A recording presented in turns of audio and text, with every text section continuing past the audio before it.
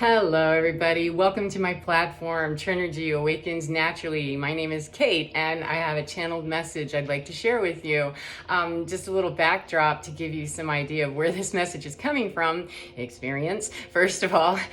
Yesterday, I had an issue with my kitty cat, an emergency need to take her to get evaluated for a very serious condition that I'm still not 100% sure that she does have or doesn't have. Nothing showed up on the diagnostics so far. However, to do any more would be quite invasive and very expensive. So yesterday was very, very, very tense and scary. And I just lost one of my other cats a couple of months ago. And so it really, really, really, that dude, my old guy, Tai, I knew. He was in kidney failure for several years and it just progressively got worse. And so I knew that was coming and, could deal with it. And when Ms. Anya Kitty showed up lame yesterday, I locked and loaded into a mode that, oh, you can't go there. You can't have that fear response and have that run you. Have the fear response of, I'm terrified that my cat's dying and I'm going to have to do this emotional again. That's very realistic and needs to be acknowledged, because whenever I bravado in like, yeah, I got no problem, no problem, or it's just a cat, I don't care. If I truly didn't care, then it wouldn't matter. However, that isn't how I feel. And so for me to try to lie to myself about how it wasn't a big deal, or she's fine, or I need to go into the hysteria of, oh my God, what am I going to do? And never get out of that. So I went into paramedic mode, working as a paramedic taught me a whole lot about don't get lost in the emotion of what you're doing. And it's very easy. I found that in paramedicing, I don't know those people. I don't go to a call at my house. Ideally, it does happen, but it never happened to me. I always worked an hour away. No, it just never happened to me. And so I hadn't really translated, I guess, the need to be more paramedic and scene assessment and that kind of thing and triage very quickly, Kate, my own self. I can do that out here with blood, guts, and gore, no problem. However, the emotional stuff, good grief, fear's the first thing that gets triaged, out or in. If it's being denied, it needs to be triaged in as something running you. And if it's fear, which it always boils down to fear, if we're not in a confident place, or if we're in a place where we're real, just aggressive and stuff, more than likely that response is rooted in fear, because we react rather than respond. And sometimes, an angry response or a quick, that's necessary, because we need to stop that. Somebody's trying to come at you and physically attack you, you're going to need to block that. But my angle is, I want to be in those environments where I'm not subject to be assaulted all of a sudden out of the blue, out of nowhere. And so I've really reshaped my world and don't hang out in places where I'm likely to get jumped emotionally, physically, spiritually, financially, anything, and I can't guarantee myself that. I can't lie down every night and tell myself some big fat lie about how, well, I'm just protected. My ancestors got me. I'm good. Because my human being doesn't believe that shit. That's what's really true, is there's still a lot of programming for many of us that we're operating on the assumption that we have to do what we have to do for us, and that even though we believe in God or divinity or some higher power or something like that, that ultimately, when it gets down to the grind and the rubber hits the road, it's really just us, At least that's been my experience with myself, and when I'm hearing other people as we're, having those little existential crises and we're wondering and we're being tested about our faith or what we believe in, ultimately in the most triggered places in me, I'm going to just claim this for myself. If other people are experiencing it, I'm okay. At a minimum, I'm one person and I'm experiencing it, that I can lock into that fear thing very easily and forget that, oh, there's far more steps to this process, because no one really taught me that. And that's not really a slam on parental structure. That's a slam on the parental structure of how we're doing Earth, in the past. We've moved into the age of Aquarius, so we're moving into a new paradigm and a new understanding where fear cannot run this show. I can't, on a scene, if I'm paramedicing and out there, if I feel that afraid, I don't go into that. That's the standard protocol, is that we don't send our medics into some combat zone, that we're not suited up in that army. We're providers that are civilians. So know your job, know your role, and know where the hell you are. And if everywhere's a combat zone, then everywhere's a combat zone. So when I break away from that, though, and I get triggered to, I'm just sick and oh my goodness, and I started feeling angry. And like, this isn't fair, and I mean, just all kinds of stuff. And so what really came to me this morning is I'm still processing it, and I just was sitting on the bathroom floor with her because she's not moving around a whole lot. She's not supposed to, but she's in there, and so I was just checking in with her and petting her, and starting to feel that fear again of, oh, she's still lame. And what if it's the thrombus? What if it really is that? What if it's picking up speed? What if? And monkey mind, honey, you gotta, sit down for a minute. In my previous video, I talk about that, but what was really, really, really crucial in understanding today is that fear is a real thing. It's a real thing. It's a real entity. It lives in the ethers as its own little, collective. Fear is its own collective. When we lock into that mode of thinking or into that vibrational field, we're joining a whole bunch of other people who are doing the same thing, whether they're conscious of that or not, okay? Whether they are conscious of it or not. Our energy being scattered and, distracted from what the truth is can leave us, exposed, feeling vulnerable, and even more afraid. And it just continues to spiral downward. And so the important thing to remember for me is that I'm not going to eradicate fear, and I don't want to, okay? I do not want to walk around purporting that we need to just lose all the fear, just have no fear, because we live in a paradigm still where you better know what your fear is and you better know how to manage your fear. It's not to try to get to the point where I will never feel fear again. Is that right, Kate? You sure about that? Let's do this and see how you really mean that. And it's not meant to be cruel. That's just the way that this earth school, as people call it, is set up. That, the protocol is the protocol, and you can run it exactly the way that you were trained to do, or you can run it however you want to try because you don't have any training, or you can, do some sloppy version of, whatever, or you can go to school and figure out what is the protocol and how can I do it. Those are all things that help a lot, is how do we mitigate the fear? Because it isn't that, the fear is just going to stop. You want that little reptilian brain back there, that little lizard brain back there that goes, danger, or, nah, that's okay. You want that instinct to tell you, I'm not sure that's a good idea. Or, hey, that looks like a great idea. And when we really understand that response that's a primitive response of just good, bad, or danger, no danger. That's it. It's when we get real humanized and into that and start labeling it with our feelings beyond that of why we're feeling the fear. Like, oh, no. When we're doing the clinical assessment on that, folks, we need to just identify, oh, that's fear. That's the fear thing. Sort of like if I fall down clutching my chest, I want the paramedics who are showing up to be qualified first and not unafraid of their job, show up and be able to assess, start with my heart. Man, if I'm clutching my heart, please don't ask about my diabetes or my cholesterol level. The true immediate need would be deal with, I'm clutching my heart. Now, then it turns into subsets of, have I been stabbed? Did I, am I just having indigestion or whatever? But at least start in the right neighborhood. Don't start over there, asking if my left leg is okay because I've got a scratch on it. I'm doing this. And so it becomes, how do we manage the fear? Not, oh my gosh, I think I'm having a heart attack, or she's having a heart attack. It's, how are we going to manage that response and move out of that reaction thing where we just go to, time dilation, put a little pause there, take a deep breath and assess so that we can respond. And it isn't that I walk around saying, I have no fear, I'm fearless. Okay, a lot of things don't frighten me anymore. And so I can be looking to that goal of, I'm walking in courage and release all fear. I can say that, and I can believe that, and I do. However, I'm not going to shame myself when something frightens me. I'm going to say, thank you, lizard brain. Thank you, intuition. Thank you, Mother Nature. Thank you, divinity. Thank you, whomever it is that engineered that said, hey, we're going to install you with a self-identifying thing that when you're emitting this, it's going to let everybody else know that. And when you're emitting this, it's going to let other people know that. And more than anything else, Kate, it's going to let you know that you can be here or you can be here. Are you on guard, ready for the next, attack? Well, I don't know. Are you in a neighborhood where attacks happen very often? Because I find that the minute I let myself loose from the fear of leaving that neighborhood or that situation where I felt constantly attacked, that's on me. That's on me to get over the fear of, why do I feel so much fear and what am I going to do about it? And I didn't know all those steps. I wasn't clear on all those steps. And fear is not the problem.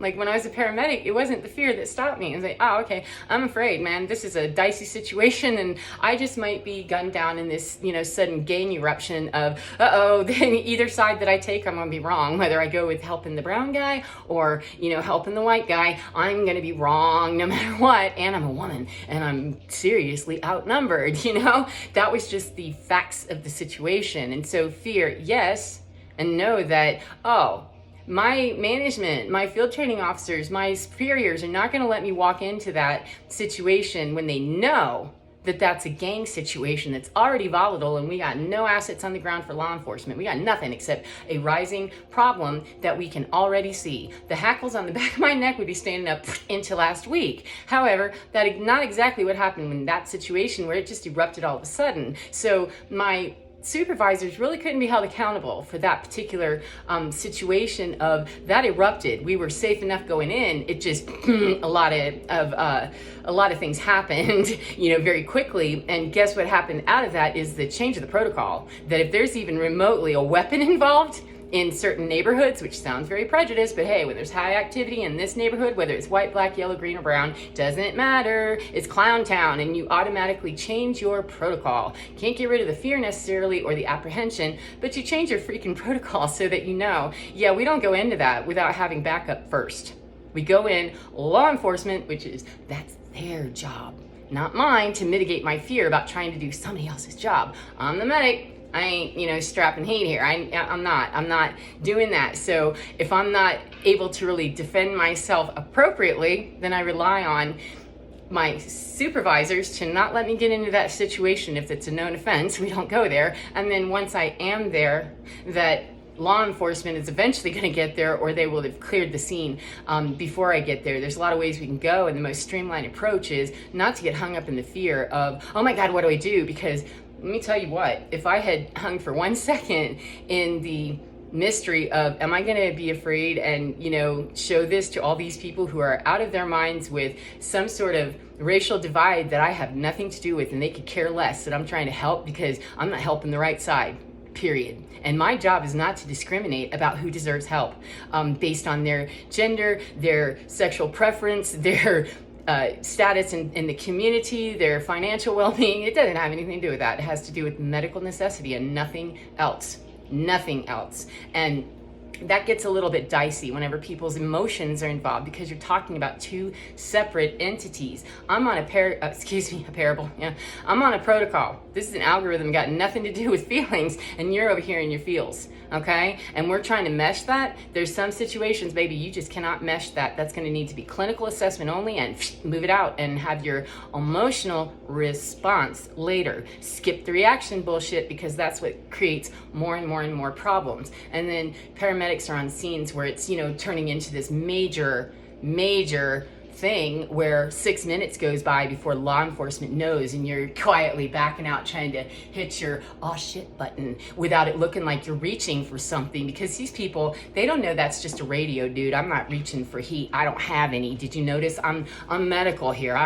My job is not, to do this. And so that was complicated, scary, and freaking nuts. I got kids at home. I don't want to risk. And then I'm starting to wonder about whether I want to do my job or not. And I loved my job, but it was too much, like, I don't like this. I'm not going to do this as my profession. And I didn't know that I was still kind of doing that because I was running around in fear and not taking that application of what I learned as a paramedic, and know that fear is going to be there. You want the fear, Kate, to stand up and go, something doesn't seem right. Because today, if I was working the streets and there wasn't backup already coming or there, or nobody had already cleared the scene, I wouldn't even remotely step into it. You'd have to fire me, because I'm back in touch with the difference between my reaction and my response. I can listen and hear very clearly that, not doing it. And I spared myself now, at this point in my life, over the last 3 years of really getting in touch with that, I've spared myself scenarios where, oh yeah, later I heard what happened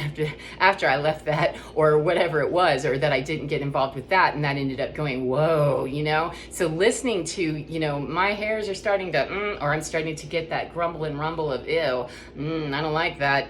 That's my fear, and I want to befriend that sucker and say thank you. Not befriend it, take it to lunch, sit down, and we're going to park there. That's not what fear is. Fear is just the drive-by of, hey, psst, this is really creepy. 1444, you want to stay here or you want to do something else? And that's all. When we try to befriend it and call it, an identity that we're going to live out of, that's manifesting in a way that's going to bring nothing but more fear. It can bring millions of dollars and millions of moments of fear too. So really creating magic and creating magically, it involves, stepping it out there and hanging our fanny sometimes, and we're afraid. Well, have the fear and get on the bus and go to basic training anyway, have the fear and get your jump bag and go towards that job anyway. Once the scene is cleared and you've got to, back up right here, that kind of thing. Clear the scene means bring safety. How's safety going to be brought? If we don't ever get to that point, then that little fear response or fear reaction, the trauma response that most of us act out of when we're there, is going to run the show. And I really don't want, on a scene where, we've got casualties, I don't want fear running the show, because that means that we're losing actual physical bodies to the madness. And it means that I'm not effective in my job, and that any knowledge that I did have that I could have brought to the scenario that could have helped, it's going to be lost, and it may be lost permanently if I'm killed, because I was too ignorant to understand that fear is my friend. It can't be my bestie that I keep in my back pocket, and whip it out for every single occasion. That can't, because if everything is frightening me to that level, then I really need to sit around or stand around and look at what's going on in my world that I'm triggered like that constantly, because that's really where the root of the problem is. And then when we can get to that point, it's not an overnight process. It's not easy. And yesterday's video, you'll see I was definitely, so it's not, that it's, oh, you just do this, and add water, and yeah, if somebody has a way that they're doing that, I'm thrilled, I'm happy for you, and could you please send your secrets? But I already know what the secret is for me, is that I have to use what the universe is giving me. It's giving me all the material I need to successfully navigate my fear, my grief, my happiness, my everything. That's what the job is of that source or that resource, and all of the divinity as it comes through, each expression of it, whether it's archangels or fae or animals or whatever it is. In my working, everyday, active environment, if I'm interacting with that energy and really, really, really being plugged into that, then when that fear comes, I've got the backup of hawk. And crows yesterday were everywhere, thank you.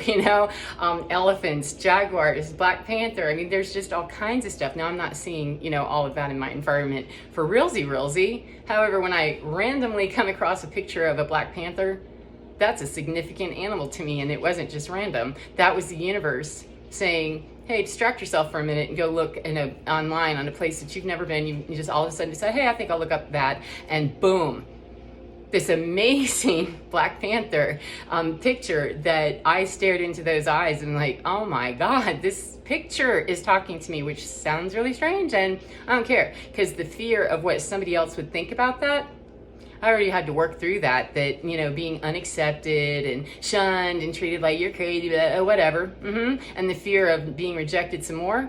How much more fear could I have about that? I've been rejected. I've already been, told, yeah, you're labeled. You're just wrong and dumb and crazy. Okay, cool. Well, then the fear of people referring to me in that way, it's already happened. So why would I continue to live there, that what, somebody else is going to confirm that I'm white, or that I have, gray hair, or, you're going to confirm the obvious? Yep, gravity works. I tripped. Yep, yeah.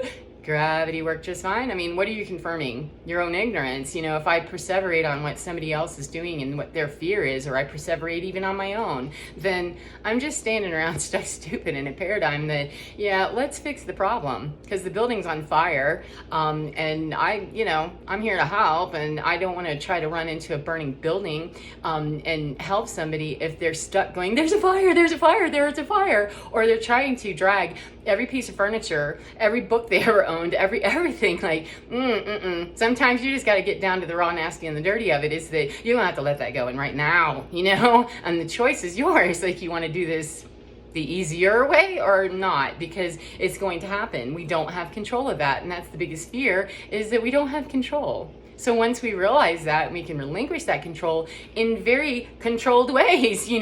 Whenever people do controlled burns for fire mitigation, they use fire. And they start an actual fire to, get rid of that which would make it easier for a bigger fire. So sometimes we have to deal with the element of whatever the hell it is that's the scariest here, and work with it. So we use that fire to burn down the underbrush and make it less available, make it not so easy for fire to get started. So we actually use the very element that will destroy all of California in a matter of minutes, or anywhere else. We use that, we've taken that understanding that, wow, we need to use the fire to get rid of that which would cause it to be worse later. So how can I use my fear to my benefit? I can use it as a resource and a tool to say, oh, something wrong here. Well, you're not going to know that if you're living in fear all the time. If everything, at least I did not find my way out of that until, just you're on the floor, Kate. You don't have anything else you can do. What are you going to do? And I was terrified, absolutely terrified that I don't know how to do this, because I was going through divorce and I was alone, and I mean alone. No one. That night when I got home, I went, what? My life just suddenly became much easier and much harder because it all clicked in and made sense about all the fear that I was having. Oh, I see. It's because I knew this day was coming. I didn't know that. I was telling myself the lie that no, it's all good, it's all good, it's all good. And it was rapidly falling apart, because that's what's happening on the planet right now, is all those paradigms are dying. Thank goodness. However, they're not easily let go of. For most of us, at least me, I will claim mine, that fear ran me right to the ground on the floor for days at a time, sometimes with seizures, and just, you gotta let go of it, Kate. That the fear of death at this point, I didn't want to die. However, what's your worst possible boogeyman, and get jiggy with it, get cozy with it, and say that could in fact happen. And some of my worst fears did happen, and I've had to live with that and understand that, okay, I'm not happy that things happen the way they did always, I'm not happy. However, I found gratitude in knowing that, okay, I lost this, it wasn't fair. And what's the upside of it is deal with the hurt, the loss, the shame, the whatever it is. I mean, all of it. And the abandonment and the, how could they get over all of that by acknowledging it, deal with the parts in me that was so hurtful, so cruel, and it was. I mean, there were just things that, just off the chain. But if I stayed there in that hurt, I'm going to continue to react out of that hurt, and that's not helpful. It doesn't help me heal.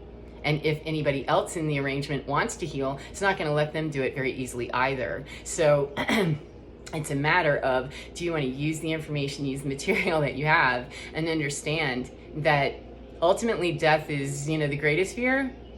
No, it was really, I'm going to keep living through this, I'm not dying. And it seems like the only way that I'm going to be able to do this is if I take care of it myself. And that didn't seem like a very noble way to go. However, I was starting to have to triage, am I going to be leaving animals behind while I just passively, end up in a seizure that I never quite come out of, and I don't want my animals to suffer or, starve or whatever before somebody notices they haven't seen me for a few days. It was quite gruesome and disgusting, but that was where it was. And apparently that's the point at which my soul needed to go, to understand that you really, really must get okay with this, get really okay with the worst monster that's coming up, and it, spiritual warfare kind of stuff. I saw ugliness. I mean, ugliness. But once I got that download of information that fear is fear, it's an indicator and it's a tool. Use it. Go to school, Kate, and don't sit there in it, because it's not meant to be that's a flyby. That's not meant to park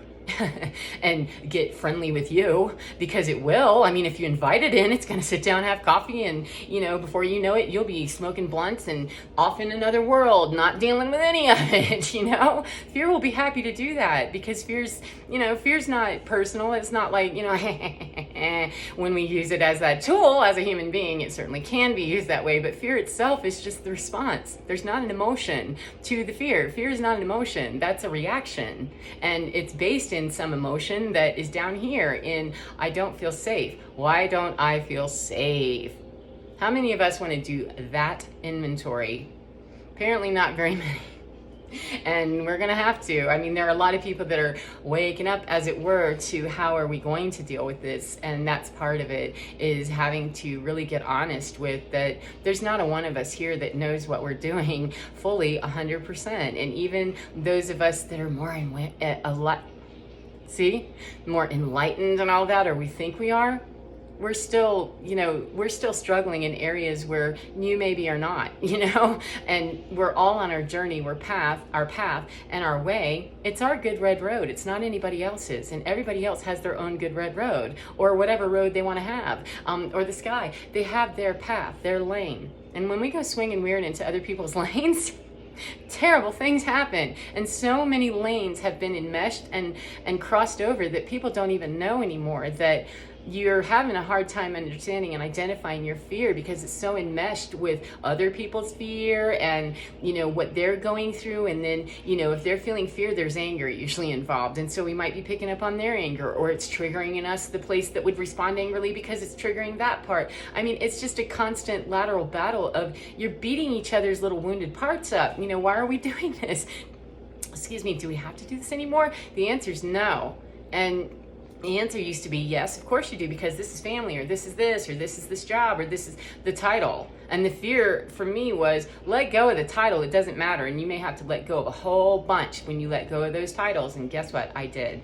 Lost everything. And titles, okay, because it was systematically taken away from me. And I realized that, well, if I say I believe in the divinity that I believe in, then I have to believe that it is okay for that to be gone in a way that it needed to be gone for whatever reason. Now, if I need to inventory why and all of that, I will, and I do. However, it's also quite empowering to just know that Spirit removed that for a reason. And when I know that I need to go there or do this or do that at this point, after, being very disciplined in it for a while, that at this point, I do know and understand how to proceed. Whether I understand the labeling or not is irrelevant, because it doesn't matter. It doesn't matter. As long as I know Spirit's got me, there's a reason it came, there's a reason it left. Just let it go and be unattached, which can sound like I don't want to have any permanency in my life. And that isn't true. It's a matter that permanency is an illusion, kinda. I mean, you can physically touch stuff, so people get weirded out with it's all an illusion.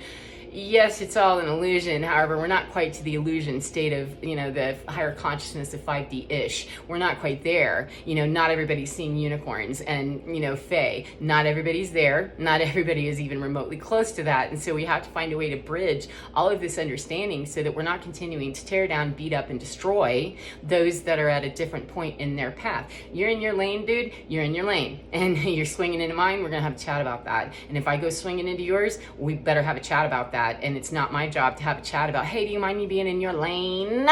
Nope, it would be you saying, pardon me, get out, your paper plate and your sport, get out, you don't need to be in my lane. And there doesn't have to be hostility with that. There is hostility when people are refusing to understand boundaries. And we're just a society that does not understand boundaries. My personal boundaries are what they are. I don't really need to answer to you or anybody else about what they are. If one of my boundaries says that I eat dinner at your house at your table and I raid your fridge right before, then that's an inappropriate boundary. That would be crossing yours, unless you, don't have any boundaries and you let me do that. And it's still wrong for me to make any assumption that I can change or alter your way of life with my truth, my reality, and my way of dealing with my fear.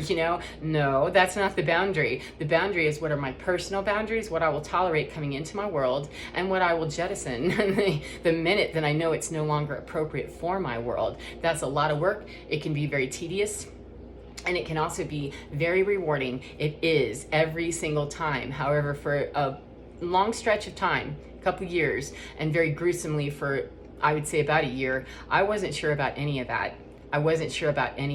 And it was becoming less and less and less important to me that I just don't care. And I started losing hope and giving up and thinking, And it finally just got to the point of, you're on the floor. And I was on the floor, couldn't move, phone wasn't near me. My animals were hungry and I couldn't move. I could not move. And I didn't know what else to do. I cried out and just said, I'm done. I'm done. If I get up off this floor, then please show me how to make it right so that I can do what needs to be done. But I'm exhausted. I give.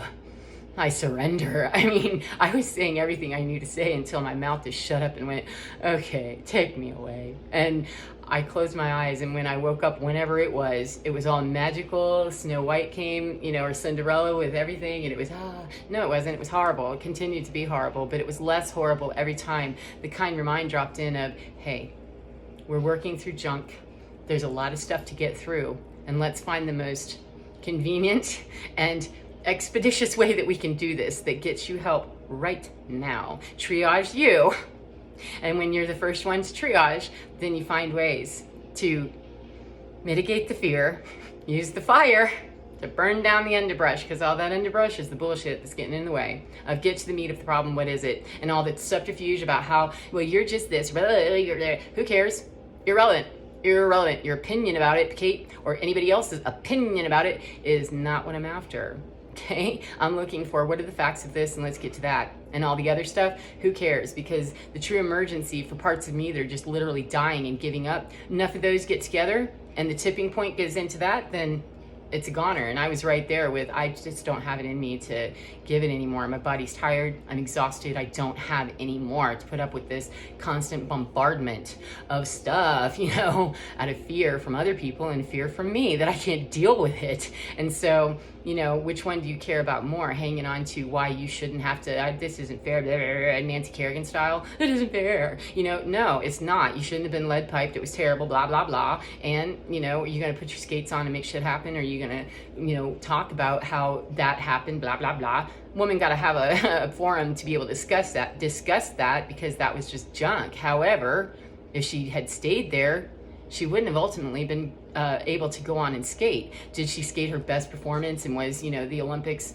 or whatever that was, were the Olympics snatched from her or whatever? I don't know. I'm not in her timeline, her story, or her lane to know. I just know that observing that, if she had gotten hung up too far with how wrong it was, that's not fair, it shouldn't have been me, then it's a natural response to say that. And then she picked it up and went forward and skated anyway. And however she dealt with the butthurt of, how dare she? No idea. I just know that that was one of her statements, and she did in fact go on to skate despite the injury of her physical body and her ego and her person, her spiritual person being assaulted on that level, and that was out of fear that another person wasn't gonna get what they thought they deserved. I mean, it's all based in fear, and it's all what? Bullshit that's unnecessary. It's the old paradigm, oppression lives on fear. Oppression lives on fear. And we're into, the age of Aquarius is humanitarian. It's very, give and take. It's very balanced. We want to aid, we want to help, that kind of thing. Well, we're not all on board with that just yet. Well, the class switched. We're into a brand new class, and not everybody's aware that, the scene changed and we're in a whole new paradigm. That's fairly new in cosmic time because, I think it was 2012 was considered the actual dawning of age of Aquarius. But even if it was a million years ago or a day ago, what's exhibiting on the planet right now is a lot of fear-based behavior that just doesn't serve, and it keeps escalating to the point that on a global scale, we're on our kitchen floor for a couple of days wondering, some of us, millions of us going, oh man, and we're just being asked, we're being asked to deal with whatever it is that haunts you, deal with that, and deal with it honestly, and deal with it in a way that is actually closing out cycles, and is actually closing out old reality tunnels that just no longer serve. And how does that happen? Well, there's some tried and true with therapy and, some medications, whatever. I mean, however you manage it is however you manage it. What I found to be the most empowering thing for me, though, is that before I even start in that direction, was really build from within here so that I know where to go out there in those directions. Do I need to go with medication? Do I need to go with therapy? Do I need to go here? And I actually found, because I started that route first, that took me on a very long mental health journey that was not helpful and, wow, very destructive physically. And I mean, just the medications and stuff, and medication is great. I'm not suggesting anybody take or not take. It's just for me, that ended up being extremely horrible towards the end, and exacerbated seizures and did all kinds of stuff. But when it was working well. I just found out that, hey, we really need to come in here first, because my cosmic guides, my cosmic doctors, my intelligence that comes from vibrational fields way above human beings and anything here, that divinity, that's what guided me to lose that doctor and lose this activity and do this instead. Change my diet here and there. I mean, I didn't go all extreme and suddenly I'm vegan, or suddenly I'm this, or suddenly I'm that, because I was doing a day-to-day, moment to moment sometimes, that this is what I need to do right now. And it doesn't look very conventional, and I don't care, because the fear would be that somebody else would be observing that and say, that's weird. That's you in my lane, and you can just move right on out. And depending on how easily you understand that, oh, I'm not moving my lane to get away from you exactly, I'm